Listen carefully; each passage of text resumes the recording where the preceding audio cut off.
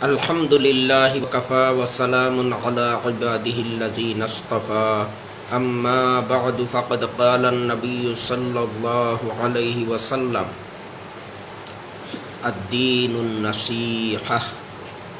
তাবলীগী জামাতের সঙ্গে জড়িত শ্রদ্ধেয় ও দিন দরদি ভাই বন্ধুগণ, আসসালামু আলাইকুম ওয়া রাহমাতুল্লাহি ওয়া বারাকাতুহু।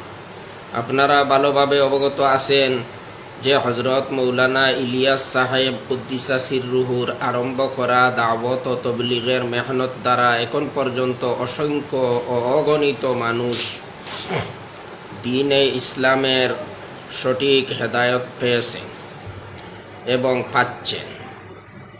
কুরআন ও হাদিসের বিশুদ্ধ ব্যাখ্যা অনুযায়ী নিজের আকীদা, বিশ্বাস, আমল ও আখলাক সংশোধন করতে সক্ষম হয়েছে।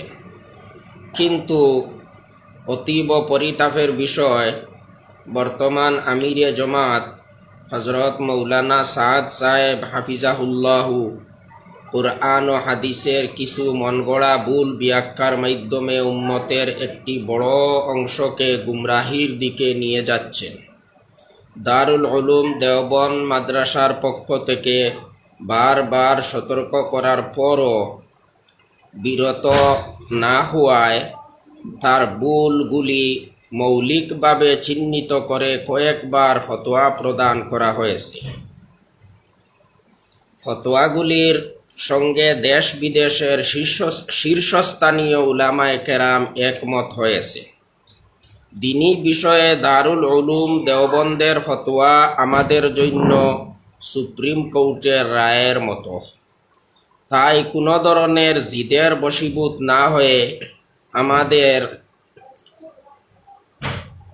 আমাদেরকে ঠান্ডা মাথায় চিন্তা করে সিদ্ধান্ত নিতে হবে।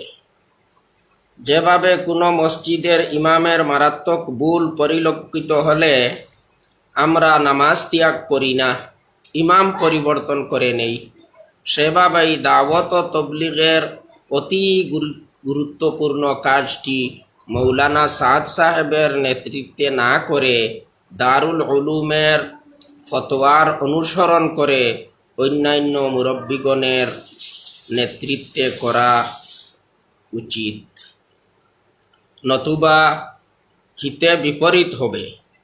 আমাদের জন্য লাভের চেয়ে বেশি ক্ষতির আশঙ্কা থাকবে।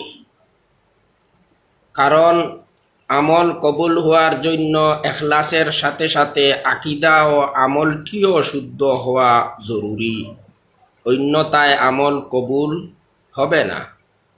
ইহা ছাড়া আল্লাহ ও রসুলের পক্ষ থেকে গুমরাহ ফিরকাদের সব ধরনের মতবাদ থেকে দূরে সরে সিরাতে মুস্তাকিমের উপর প্রতিষ্ঠিত থাকার জন্য বিশেষভাবে গুরুত্ব সহকারে নির্দেশ দেওয়া হয়েছে।